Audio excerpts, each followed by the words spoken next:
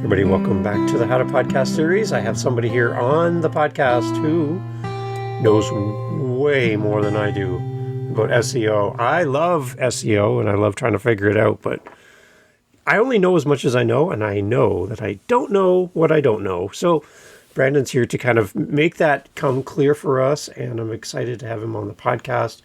He represents an amazing company. SEO Optimizers.com is the website. You got to go check them out. We'll have links in the show notes as always. Brandon's here to talk SEO, so go grab a drink of something and join us because we're going to have a great conversation. Brandon, welcome to the How to Podcast series. Thank you for having me on today. It's exciting. Where are you in this great big world of us? Where are you? I am in Los Angeles. Los Angeles, California. How are things in your part of the world? Are you guys okay? Do you have friends and relatives in your community that have gone through some really tough times lately? Luckily, all good, but yeah, dealing with those fires that happened recently. But other than that, we're getting more rain, so that's what we need out here. There you go. Awesome. That's great. I'm glad you guys are safe. Talk a little bit about SEO Optimizers. Talk about the company, what you guys do, who you help. Let's start with that. Let's open the conversation there. Yeah, SEO Optimizers helps businesses get more traffic to their website using search engine optimization and just trying to help you get more exposure, more visibility. So when people are searching on whatever search engine, Google, Bing, Yahoo, ChatGPT, Spotify, iTunes, Amazon, doesn't matter where you're searching. As long as you're searching somewhere, there's ways to optimize to help you get more exposure, get more visibility without having to spend money on paid ads. And essentially that's the main thing, is trying to get you that free traffic. Awesome. Tell me a little bit more about your team. Who do you have on your team helping you there? Yeah, so we help out small and medium-sized businesses, whether you're local or e-commerce. Those are the two more popular industries. Well, not any industry specific, but those are the types of businesses that we help out, but really agnostic to any type of industry, because as long as it doesn't matter if you're a plumber or a dentist or a podcast, it's just changing the keywords, and the strategy stays the same for SEO. It's just changing those keywords to reflect your business or changing those backlinks to reflect your business, but really just trying to help businesses. And I've been doing it since 2007. Just kind of fell into it after I graduated from school, got my degree in business marketing. And one of the first jobs I got out of school was helping a company out with their digital marketing, which I didn't really know much about it back in 2007. They don't teach it to you in school. And I told the company, and they said, don't worry, we're new to this as well, and we're going to learn with you, taking you to classes and workshops and seminars. And after doing that for a few months, just realized this is the future, and everyone's probably going to have a website, and SEO is just a way to get free traffic. And worked at different advertising agencies as a director of SEO, and before work, after work, and on my lunch breaks, I'd work on my own company, and eventually built that up to where I was able to quit my job and been doing this ever since. Nice. Amazing. I love it. Okay, so let's unpack a little bit, because we have podcasters who listen to the show, Brandon, at all different stages in their podcasting journey. Some people are just starting. They don't even have a mic yet. Like, they haven't even got to that point. And the whole idea about SEO, they think they know what it is, but they're not really sure. And then I have podcasters who listen to the show. They've been podcasting forever. They think they're doing things the right way, but not seeing the results as well from being found in all of these great places. So can you just level set us right off the bat, Brandon? SEO, explain it to us in really simple, like grade 8, grade 9 level, so we all understand where we're starting from. Can you just start us with that as we get going here? Yeah, SEO is search engine optimization, and that means optimizing pages or content for search engines, which it can be Google, it can be Yahoo, it could be Bing, it could be DuckDuckGo, it could be ChatGPT, it could be Amazon, it could be searching on Spotify, on TripAdvisor, on any website where you could search. There's ways to optimize and help you rank higher so you could start capturing that free traffic. That's really what SEO is all about, just trying to get you free traffic from websites. Okay. All right. What exactly are all these different platforms looking for as a result to give to the person who's initiating the search? What's important to a Google, a Spotify, a ChatGPT what do they prioritize as a good result to offer up to a user? It's different for each platform, but in general, like Google is looking for good content, good quality backlinks. But Spotify, I don't think they're really looking at backlinks. YouTube will look at backlinks, but each platform is different. Like social media is not going to really look at backlinks. They're going to look at social signals, how much engagement, watch time, how long people watch your content. Like Spotify is probably going to look at how long people listen to your podcast. If they listen to it for 30 seconds and drop off, bad signal. Unless your podcast is only 30 seconds, perfectly fine. Yeah. But they look at that stuff and those just tell them intent. Like Spotify and all that, they're going to look at reviews because there's not too much place. You can't really customize your Spotify episode. You can put some title, a photo, a description, but after that, you can't really put more text. And search engines love text. So anywhere you could add more text is always going to be it's always going to be beneficial. So if you could put text in your images, of file names, of video file names before you upload them to those platforms and describe what those images are, describe what those videos are, because Google can't read images, they can't read videos yet. They're getting much better at it, but they still struggle heavily on that stuff. And the more you spoon feed them, the more they're going to reward you with higher ranking. So anywhere where they could add more text, add more content, get reviews with text, because reviews have text, the more text, the better off you're going to be. Okay, unpack for me, again, we have people listening who might not know what this is. Backlinks, what are they? And also, where do we put backlinks? Can you explain that as well? So the way Google works is Google looks at keywords on a website and says, we don't trust anything anybody puts on the website, because too many people have tricked us over the years that we don't care about any keyword anybody puts on the website. We're not going to rank you without you building trust up. And Google said that about 30 years ago, said, we're not going to look at keywords. We're going to look at backlinks as a ranking factor, because all these search engines in the 90s, they just looked at keywords. And I could build a website and say brandonsdentist.com. Google's like, are you really a dentist? Because we don't want to just send people to your dental office and find out you don't exist. It's a bad user experience. And if that happens enough, you're not going to use Google. You're going to be like, I'm going to Bing or Yahoo or some other search engine. Google doesn't want that to happen. So they want you to make sure that you have a good user experience, that you're trustworthy. And the way that they look at that trust is through other third-party sites mentioning you. The more websites that mention you, the more popular Google thinks you are, the more trust Google's going to give to you, and the higher they're going to rank you. Essentially, you need to build what are called backlinks. And backlinks are clickable links from another website that points to yours. So let's say you're reading an article on Forbes.com. In there, it says Brandon Leibowitz. If you click on that and it goes to my website, I would be getting a backlink from Forbes.com. So the more websites, the more third-party websites that have clickable links that point to your website, the more trust Google is going to give to you. And then they look at those keywords. It doesn't work the other way around. If you're not building backlinks, Google's not going to look at those keywords. If you're building backlinks, Google's going to trust you, and then they're going to be like, all right, now that we trust you, what is your website about? And then they're going to look at your content, your keywords, all the technical coding changes that you made to figure out what keywords should we rank you for. But without backlinks, I've never seen a website rank on Google without backlinks. You need backlinks. Okay. So I had recently, for my podcast, I use music in my podcast. So I use a website called storyblocks.com, and that's where I can get music. And I pay them and I download music. They reached out to me and said, can we do a blog post about you and what you do on your show? So on storyblocks.com, there's actually a blog post with my website, my links to my website, and a whole thing about what I do here on the How to Podcast series. So that would be a great backlink, supported by Storyblocks, which is a highly recommended website, a lot of traffic, it's well established, linking to me as a link back to my show and my website. That's a good link then, right? Yep. It used to be a numbers game in the early 2000s. Google said, if I have 100 backlinks and you had 200 backlinks, you would rank higher than me.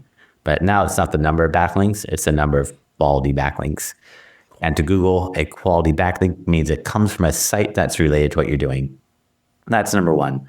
So if you're getting it from this music site, that's fine because you're using that for your podcast, it's content. But if you got a backlink, like if I gave you a backlink, that might look a little weird. Like, why is an SEO company giving a podcast a backlink? So the more relevant the more niche related it is to you, the better off those backlinks are going to be. And then the bigger the site too. Like if I give you a backlink, it's good, but it's not the same as like a Forbes or New York Times or LA Times or Wall Street Journal. So the bigger the website, the more SEO value, but also relevancy. The more related it is to you, the better off it's going to be. Okay. Any value in having, like, for example, I have an author podcast. So I have the author's website when they come into my show that I link in show notes. I put on my website. I do blogs about them. Is there any value in having their backlinks as a guest on my show? And also, where would I put the backlinks? Would it just be my website? Would it be the show notes for my audio podcast and my YouTube channel? Like, where should I put those links to get as much potential value out of those links in my podcast? You want people to link to you. By you linking to other people, you're helping that author out. Okay. Google does look at who you link to, but it's not the biggest impact because Google knows I can just go on my website and I can link out to Wikipedia, I can link out to Amazon, I could link out to everybody, but that's not going to get you to rank higher because Google knows anybody can do that. Google wants those third-party sites to link out to you because Google knows how hard it is to get a Wikipedia to link out to you or get a New York Times to link out to you. It's very, very difficult. So you linking to the New York Times, you're just helping the New York Times rank higher. Yeah, I get it. It helps you a little. Google does look at who you link out to, but it doesn't really have that big of an impact. But it is helpful. Like if you're writing an article, like if you have me on your podcast as a guest and you blog about it, it would make sense to link to my website. And that's going to help Google say, all right, this page is a good user experience because it has all the content. It has Brandon's episode in here. It has a link to his website, but that backlink is more going to help me than it's going to help you. Okay. All right. So we ask our guests to share our podcast, to share our website in their newsletter and all that. That's one way that we can use our backlinks then, right? They're linking back to us and talking about their experience on our show. That could help us then. Yep. As long as I link to you. But if you link back to me, it cancels it out. Oh, wait a minute. Okay, explain that. Because that's interesting. Yeah, Google knows all the tricks. And if I link to you, you link to me, Google knows that's the easy way to get backlinks. If I link to you, you link to your author, the author links to me, Google knows that. If we get 1,000 people all together and say, I link to you, you link to them, you link to them, Google's all going to pick up on that.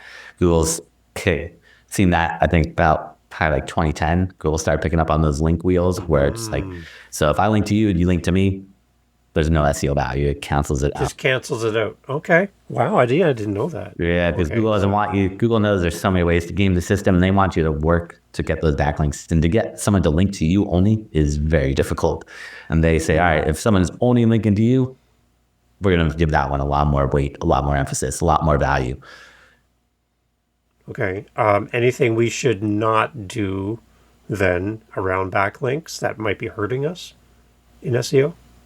With backlinks are the number one thing that I see issues with people where they buy backlinks. Like someone I spoke with earlier today, they had 184 backlinks, which is a lot of backlinks. Most websites need around, I'd say like 100 good quality backlinks. They had 184 backlinks.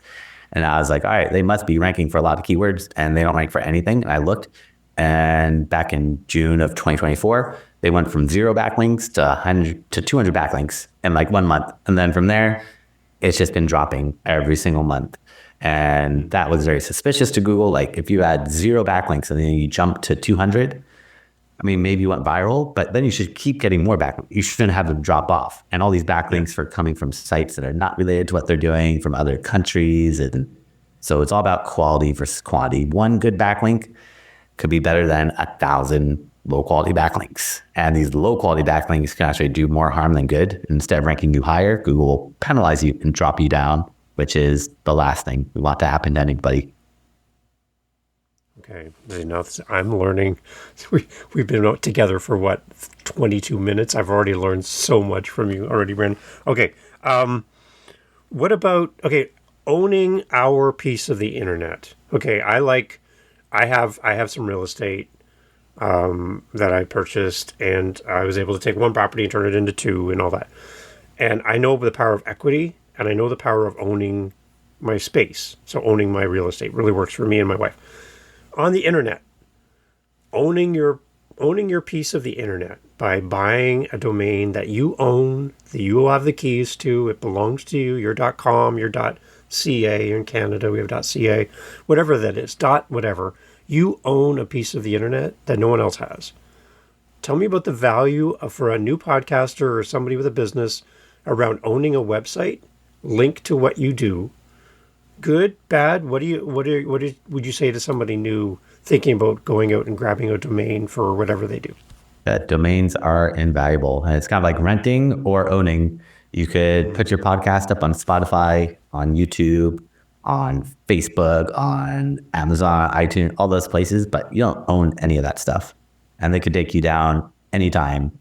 And there's ads on all those. There's so many distractions of after this episode, if you gave me a link to YouTube and say, hey, here's your episode on YouTube, I'm going to share that episode on YouTube with my audience. But by the time they're done watching that video, there's going to be ads. There's all these distractions that you're going to lose that person and they're going to forget about you, unfortunately. But if you have your own website, that's where you have full control. You own it. You own that forever. Like Facebook could take your page down. Facebook could say you have copyrighted music and take you down. And then getting a page back is very, very difficult, if not impossible, most of the time. It's not really possible.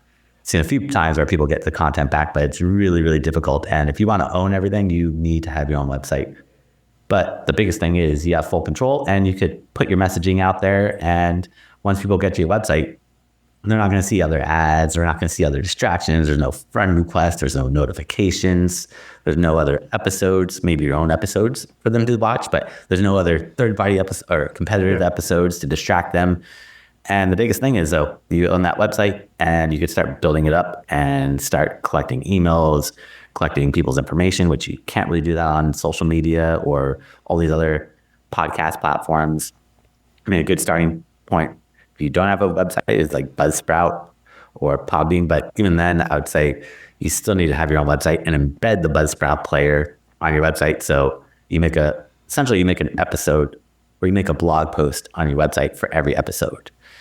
And a lot of people are like, I don't know what to blog about. Well, if you're doing a podcast, every episode is a great blog post to put on your website, embed the YouTube video, embed the player on that page, and then share it with your guest, because then your guests are going to share your website with their audience. Like if you post on your website the link to the podcast, I'm going to share that on Facebook, on Instagram, on LinkedIn, all these platforms, and I'm going to get your website more traffic. But if you just post it on Spotify, I'm going to share Spotify with all my audience, and Spotify is going to get a lot of traffic, and you're just helping Spotify get more traffic. Mm-hmm. I mean, so you need to have your own website. It's really important. It's not that expensive.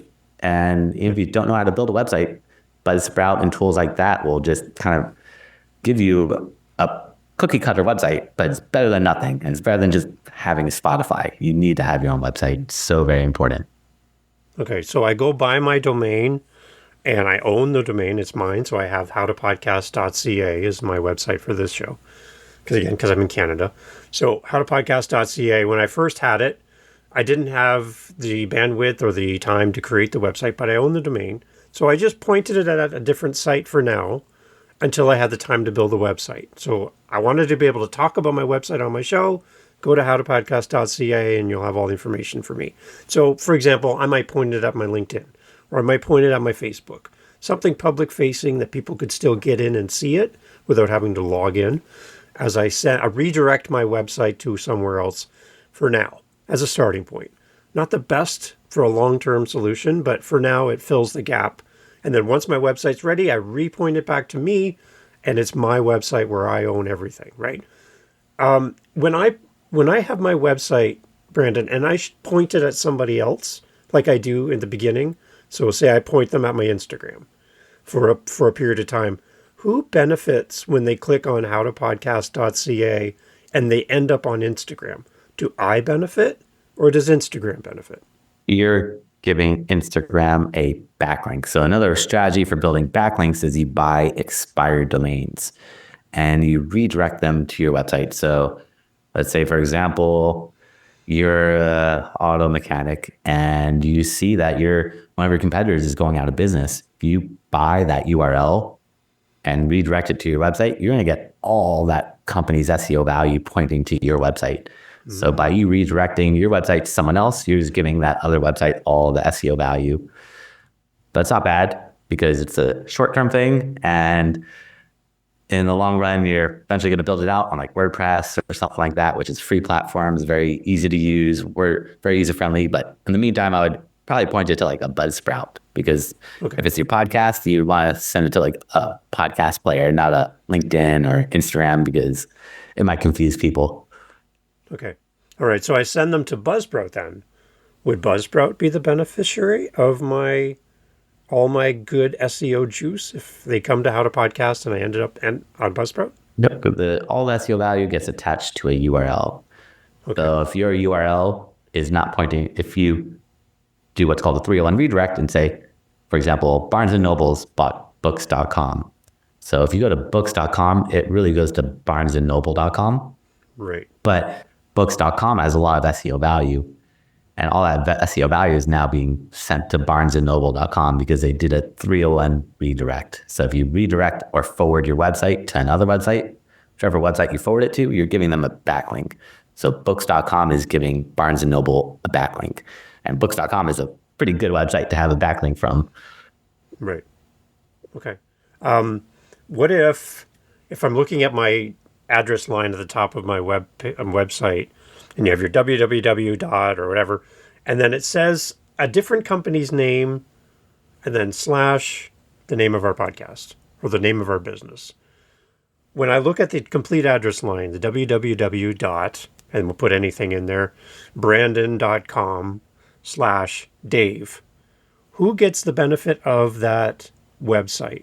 You as brandon.com, if that was your website, or /Dave, am I benefiting at all by pointing people to brandon.com/Dave to find me on your site? Does that give me any benefit at all?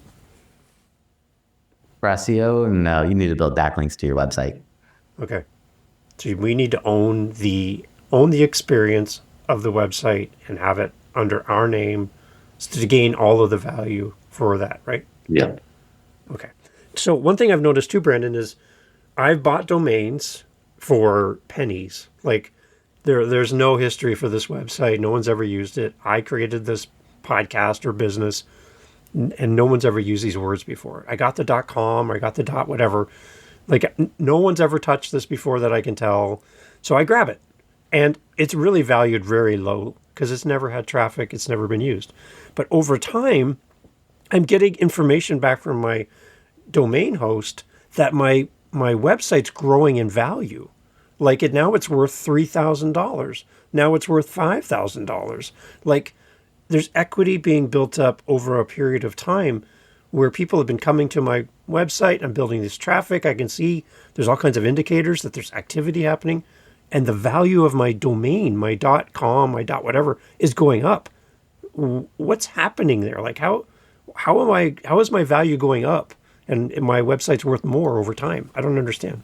I think, unfortunately, that's just GoDaddy and all those hosting companies trying to trick people to buy domains for more than they're worth, essentially. Because what is domain worth? What's the New York Times worth? What's Wikipedia worth? Like putting an arbitrary number up, there's no way to put a dollar value up. But I know that GoDaddy and those sites will always say, hey, this domain's worth this much, but is it really worth that much? Like, how do you know? And the way you really know is you got to look at the SEO, look at the backlinks, look at the keywords they rank for. But GoDaddy is just going to make arbitrary numbers up. There you go. And they can just ask whatever they want then. Interesting. Okay. See, is there equity that we can build over time by having a good website that gets lots of traffic, it's good results? Is there something like in real estate where your house goes up in value over time? Is there a value to a website that grows over time? Yep. Mm-hmm. Yep. People look at your domain authority, your SEO, how much sales you're getting. I mean, if you're trying to sell a website, they don't care about traffic. They don't care about how much your website they think, unless it's a domain, like a URL, like sex.com, sold for like a couple $100 million.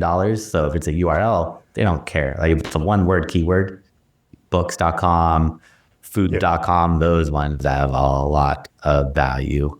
But other than that, they're going to look at sales, and they're like 10 times sales for whatever your website's worth. So if you're selling $20,000 a year in sales, then you might sell your website for 200,000. Okay. All right.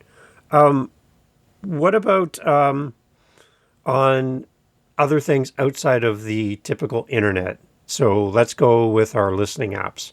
One of the things I hear from podcasters all the time is that search on Apple, Spotify, Audible, whatever, is notoriously not that great compared to Google and compared to all these other great sites online. To go to a player app and search, people are finding that it's not the best way to be found. Any tips for these third-party players and stuff, like Spotify and Apple, for example, on how maybe our podcast could be found in a sea of podcasts? It'd be having a good title with keywords, a good description that you write as much as you can in that description. Like I was saying earlier, the more text, the better. It says write 500 words and you write 100 words, not good enough. You write 500 words, fill everything out, name your files with keywords that describe what the image is, what the video is, what the audio is before you upload it to those players. And the more places that you can just reinforce those keywords, the more likely they're going to want to show you. But none of that really matters without the trust signals. Just like Google wants backlinks, these third-party sites want engagement. They want to see how long people listen. So if you do everything and people only listen for a minute and your episode's 30 minutes, not good. But people listen to 29 minutes of your 30-minute episode, that's good. And then they're going to start recommending it to more and more people. See, now that makes sense, because when people come to Apple and they come and press play on Brandon's podcast and people bounce after a minute, that's a bad experience for Apple. They don't want that. We want people to stay longer, right? So anybody who comes to YouTube, Apple, Spotify, anytime you can get your listener to stay to the end or close to the end as possible, that retention rate's really, really important.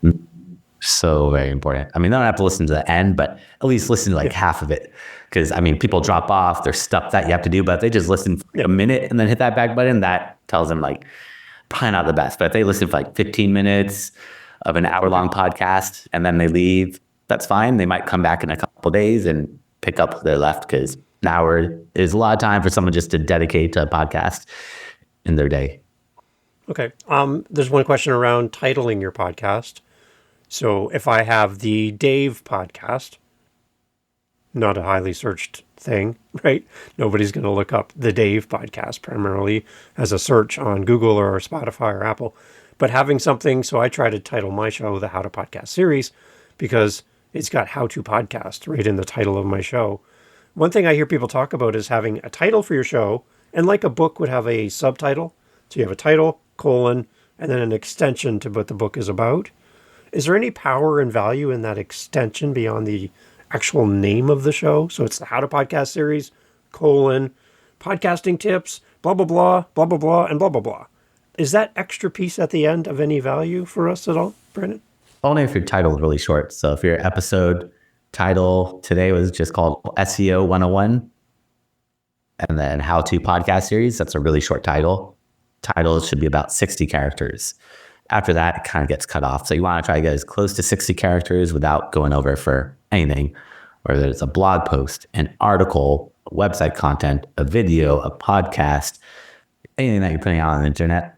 The title should be about 60 characters. After that, it kind of gets cut off. And you want to try to put as many keywords as possible without repeating yourself. So if your title is only 30 characters, add more. Okay. What about the actual just name of your podcast? The actual name of the entire show, not the episode level, but the title for the entire podcast. Any special things we should know about that and be found? I mean, having keywords is good, but you don't want to jeopardize the name just to throw keywords in there. But it doesn't hurt to have some extra keywords in there as well. The more places that you can put keywords, the better. Yeah, so I had an example just last week, Brandon, where here in Canada, I had a teacher who teaches grade 6 class on technology, and she was looking for a podcast to listen to as the teacher so she could teach her class. She went on Apple and she typed in How to Podcast. 3 words. That's it. Guess who showed up? The top of her screen on Apple, my show showed up. She pressed play and went, oh, this guy's in Canada. I'm in Canada. So I'm going to reach out to him. And 2 days later, I taught a class of 22 grade 6 girls about podcasting for an hour, because she found me on Apple. So to me, one of the things I always ask people when they meet me for the first time, Brandon, when I get them on Zoom like this, is how did you find me? Like, how did you find my show? Because I want to do more of that. If nobody tells me ever that they've ever found me on Facebook, and I spend 12 hours a week on Facebook, I could maybe take some time away from that and focus somewhere else. So she found me on Apple from How to Podcast. So I know it works because I have proof. It happened last week.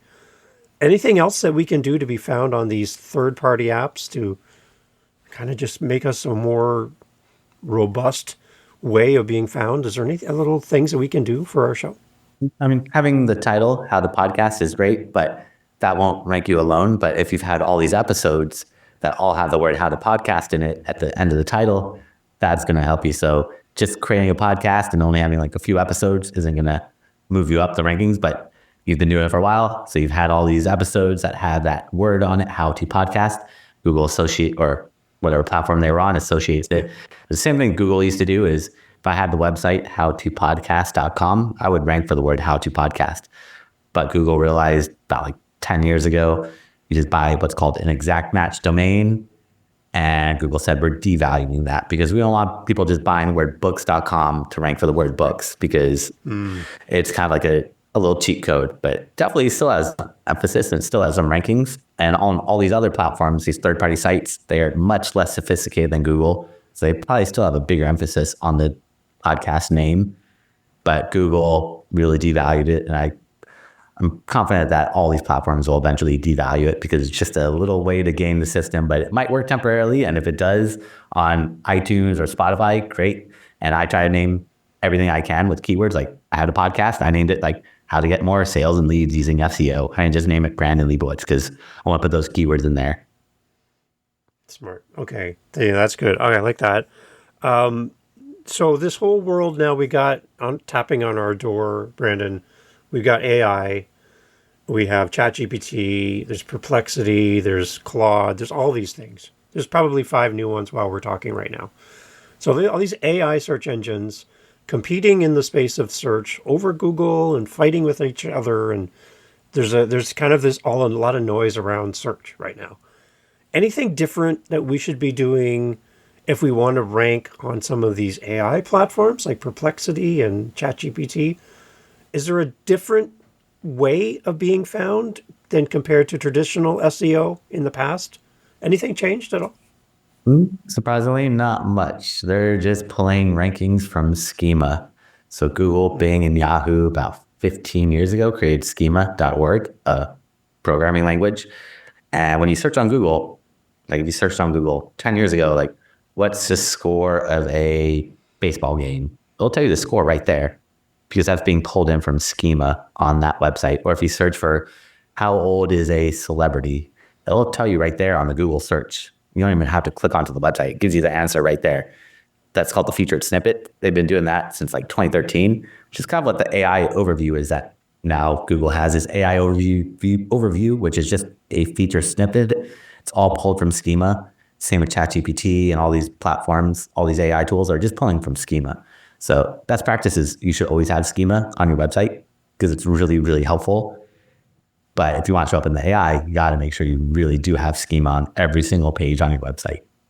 And that will help you show up in those AI search results. Also, it's a lot of like questions and answers. So if you have questions that people commonly ask and answer it on your website, they'll show up in the featured snippet. You'll show up on Siri. You'll show up on Alexa. You'll show up in all these voice search. You'll show up on AI, ChatGPT, and Gemini and Perplexity and all these different platforms. But a lot of it is like questions and answers. It's not really transactional yet. We'll have to see when that becomes transactional, but really it's more informational keywords. But ever since 2013, Google's been taking informational keywords and giving you the answer right there in the search results. So AI is just a new way to brand it, kind of. It's like, I mean, AI could talk to it, which is a little different than Google. You can't really talk to it and have conversations, but AI and Google have been doing this for over a decade. So it's nothing really new. It's just new that you could have it write content for you. You could write articles. It could code for you. It could do all these things that Google can't do for you. It could code schema. So if you don't know how to add schema, ChatGPT will create the schema code for you, and then you put it on your website. But AI is not accurate. and it's going to have those AI hallucinations. If you just copy it verbatim, it's a good starting point, but it's not going to be perfect. And you got to read through and double check everything that AI puts out, even with the code. That schema code will be like 90% good, but that 10% is going to have incorrect information, and Google doesn't want the incorrect information on the internet. So just be aware of that. But a schema is like the little cheat sheet for that. But you should always be using schema in general on your website. Okay. All right. The one thing I noticed, though, when I go to, like, say, Perplexity or ChatGPT, instead of giving me like pages and pages of results on Google for a search, it narrows it down to a pretty well one answer, summary, defined response, not multiple that I get to choose from. It's one. And I know on Perplexity, they give you links to all the sources, which is kind of cool. But you're getting like a very narrow result instead of a wide result on Google, for example. So how are we in the 2025 and beyond going to be found as we get a narrowing and narrowing of results to single results to a search? How can we compete to be found in a world of search compared to Google, which gives you pages and pages and pages of search results? How do we even compete? Well, Google gives you pages, but at the top, they give you the answer right there. And they've been doing that for over a decade, giving you the answer right there, which is almost the same thing as AI. It's just Google will give you the answer, but they'll give you 10 other options on that first page of Google with ads and all these other distractions and noise. But Google's been doing that for a while, where they just pick whichever one they think is the best answer, and they'll give you that right there. So if you're searching for like how to like cook chicken parmesan, they'll give you some of that right there in the search results without you even having to click onto that website. So Google's been doing that forever. It's really that schema. And yeah, traffic's just been dropping since 2013, probably, once they started introducing the feature snippets. But those are all just informational. And if you want transactional, that's a little different. So if you're like selling a product, people aren't really going to ChatGPT to say, I want to buy the new Nike shoes. Not yet. I mean, eventually it will become transactional, most likely, because how are they going to make money? They need to run ads. That's how all these platforms make money. $20 from each user to get a premium account is okay, but that's not going to make them the amount of money that each click on an ad would make. Because Google, when you're searching on Google, each time you click on an ad, those ads could cost $1 per click, could be at $20 per click. Some of those keywords are $100 for one click that a company is paying Google. So they're all going to eventually have to go ship to that platform or to monetize somehow more than that $20 a month. Okay. Yeah, because I'm kind of finding that search is kind of feels like a little bit of a vacuum now, where if we all went to just searching on AI, that we don't get the kind of the robust results that we might be lacking. So for example, I kind of compare it to a playlist on Spotify. I can grab all my favorite songs, put them on a playlist on Spotify, and only listen to my playlist. Never listen to new music. Don't know what's going on in the world. I just stick with the songs I love. So I live in this little vacuum of, this is only the music I want to hear. I don't want to hear anything else, just this. And in that, I feel like I'm missing out, because there's new music every day. There's new artists. There's new songs. But I just feel like sometimes AI and search and all of that feels like we're living in a little bubble, and we don't know what's going on around us. So I just want to be able to bring in as much search results as possible and to be found in as many different places as possible. So I want to be everywhere. That's kind of the hope for every podcast, to be everywhere, so people have the possibility of finding us. So any other things that we should be doing with our website, with our podcast, to help us to be found in more places? I mean, as long as you optimize for Google, Google is much more sophisticated than most of these other platforms. And if you optimize for Google, your website, you should be good across the board, but you just got to employ those same tactics that we're doing for Google to your podcast or to your YouTube video or to your Instagram post or to your Facebook post or whatever it is. Trying to think of like, how do I make sure I name the file name before I upload it to these platforms with keywords? How do I make a good caption, a good description, good keywords, good titles? And another thing is, like, for audio, Google can't really understand audio. So transcribing your podcast or timestamping it or summarizing it helps out a lot, especially for long form content. Okay. All right. You've been amazing to give us this much time, Brandon. I really appreciate it. For people who are curious about the schema part of it, they've never delved into that. They're not really sure how to do any of that? Is there a resource and you point us in a direction to make sure our websites have this schema framework behind the scenes? If you just Google schema validator, Google has a tool that will validate your schema, but you have to check on every single page because every page is going to have different schema. But if you don't have schema, you could have ChatGPT help you, but again, it's not going to be perfect and you have to tweak it. So you might need some help, or you might need to have a little bit of coding knowledge to be able to do it, or need to reach out to someone like myself, but it is important to have that schema. Okay. So we can do that. We can reach out to you and have you walk us through that and help us with that. Mm-hmm. Yeah. Excellent. That's a great resource right there, everybody. That's worth listening to the podcast and listening to it to the end, right? Yeah, mm-hmm. That's worth it right there. I love that, Brandon.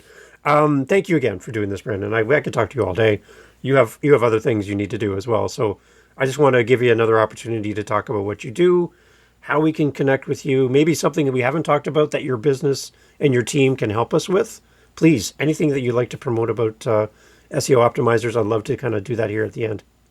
Yeah, so anyone that wants to learn more, I create a special gift. If you go to my website at seooptimizers.com/gift, that's SEOoptimizers.com/gift. And I can find that gift there, along with my contact information and a bunch of classes I've done over the years. I've thrown up for free so they could see step by step. I do a lot of stuff that we talked about. And also, if they do have a website or a podcast, they could sign up for a free website analysis or podcast analysis, and I get check it out and let them know what's working, what's not working, and how to get them to that level that they're looking to be at for free. Wow. Again, another reason to listen to the end of the episode. That's where all the great stuff is. So everyone that's listened this far, make sure you go and check out Brandon's website. Go talk to his team. I'm sure they'd love to help you with all of your SEO questions. And the resources are going to be there for you. I love this, Brandon. Thank you so much for doing this, for all your wisdom. I know we probably just touched on a few things, but we could have gone really deep. But you've really helped us to understand things and put it in real simple language, which is great for the audience. I really appreciate that. Thank you so much for doing this, Brandon. I really appreciate you making time for us. Thank you for having me on today. Excellent, everybody. As always, all the information is in the show notes. We'll have links to everything that we've talked about on the show. Brandon, again, thank you so much for doing this. Thanks for having me on. Hey, thanks for listening to the podcast all the way through to the end. I love having these great guest co-hosts on the show to share their podcast with you. You have some homework to do. What I'm asking of you is to go check out our featured guest co-host today. Go over and listen to their podcasts. The links are always in the show notes. And I'd love for you to go and give them your love and support. And I think if we can all do that for each other, podcasting will be a lot more fun for all of us. So it's time to do what you've asked others to do for you. It's time to do for this guest co-host. Links in the show notes. Go over and check out their show and leave them a review, do the follow, go listen to their episodes in full, the entirety of an episode, which again shows to the apps that it's a good podcast because you're going there and you're staying to the end.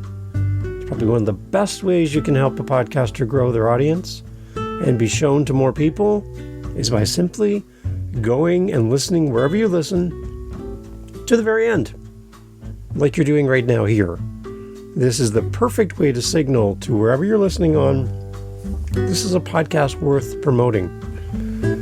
And all of the apps want you to stay on as long as possible. So go over and listen to our guest co-host episode and leave them some feedback. If they have a buy me a coffee, send them a coffee. If they have a speak pipe, send them a voice message. If they have an email, send them an email. If they're on Instagram, send them a direct message. Do something to support our guest co-hosts. They've given up their time to be here with you, to be here with me, and we can give that back to them with time and attention, our love, our support. Thank you for doing all that for me as well. Here on the How to Podcast series, we'll talk to you soon for our next episode.